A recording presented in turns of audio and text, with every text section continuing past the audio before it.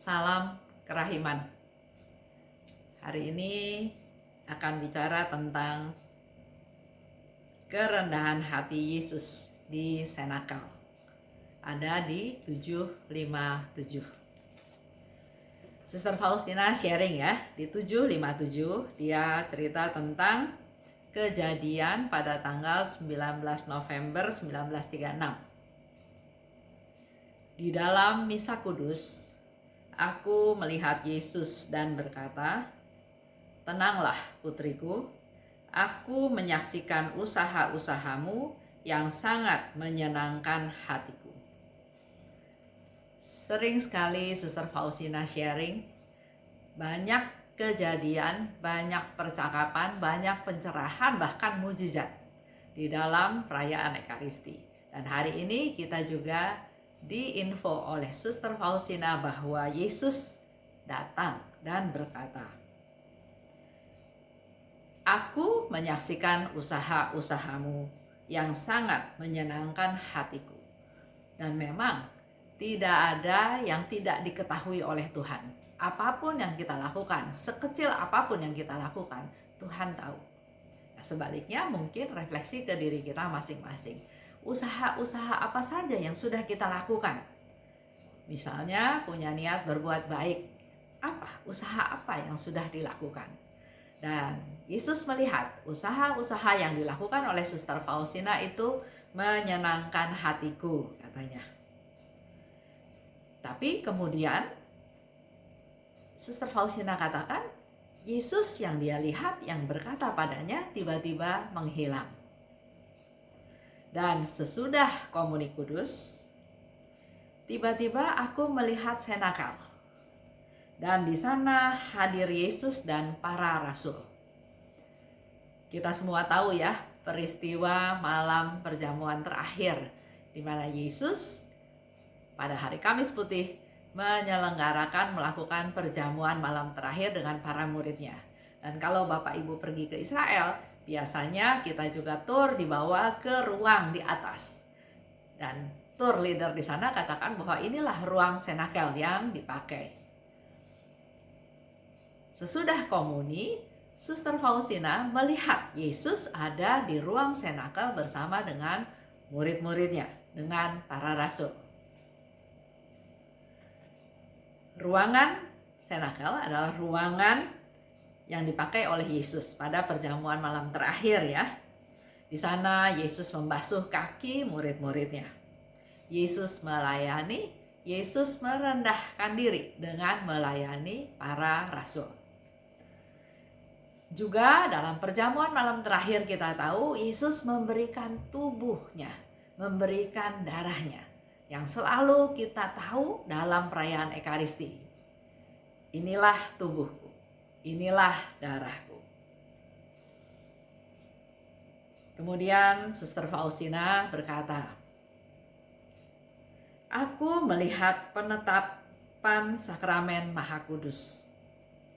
Yesus mengizinkan aku masuk ke dalam batinnya dan aku menyaksikan keagungan kemuliaannya. Dan pada saat yang sama aku menyaksikan kerelaannya yang besar untuk merendahkan diri." Apa yang dialami oleh Suster Faustina diceritakan kepada kita semua. Yaitu dia katakan, aku menyaksikan keagungannya. Yesus mengizinkan aku masuk ke dalam batinnya. Dan aku melihat penetapan sakramen Maha Kudus. Dengan melihat semua itu, pada saat yang sama dia juga mendapat satu konfirmasi betapa Tuhan rela merendahkan diri untuk kita semua. Yesus yang begitu luar biasa, Yesus yang Tuhan kita, penyelamat kita, tapi dia mau merendahkan diri dalam rupa hosti, dalam sakramen Maha Kudus. Di malam perjamuan terakhir kita tahu Yesus mengorbankan tubuhnya dan darahnya. Yesus juga melayani para rasul dengan membasuh kaki murid-muridnya. Itu semua menjadi satu bukti betapa besar Yesus sangat mengasihi kita. Dia mengasihi kita sehabis-habisnya. Apapun yang kita butuhkan, Dia mau berikan asal kita selamat. Dia merendahkan dirinya, datang pada kita manusia berdosa, yang tidak berdaya, yang ketakutan. Karena ada juga mereka yang berdosa yang merasa nggak layak. Tuhan, saya nggak layak, dosa saya begitu luar biasa besar. Tapi Yesus merendahkan diri, Yesus mau datang dalam rupa hostia dan memberikan tubuh dan darahnya. Kalau kita ingat dalam doa Koronka, Yesus mengajar kita juga, Bapa yang kekal, kupersembahkan kepadamu tubuh dan darah, jiwa dan kealahan putramu yang terkasih, Tuhan kami Yesus Kristus. Yesus mempersembahkan dirinya, kealahannya, keseluruhannya untuk menyelamatkan kita. Seperti yang Yesus lakukan kepada para muridnya yang ketakutan, di tengah-tengah ketakutan, mari kita juga belajar dari Yesus yang mau merendahkan diri, yang mau menolong, yang mau berkorban, yang mau hadir. Ini pun bisa menjadi contoh teladan buat kita semua, murid-muridnya yang berdevosi kepada kerahiman ilahi. Dia nggak lihat kealahannya, dia nggak lihat pangkatnya, dia nggak lihat kuasanya, tapi yang dia fokuskan adalah bagaimana menolong manusia yang berdosa. Begitu pula dengan kita. Jangan melihat saya, siapa saya, pangkat saya, kehebatan saya, tapi coba mulai melihat kebutuhan orang lain yang ada di sekitar kita.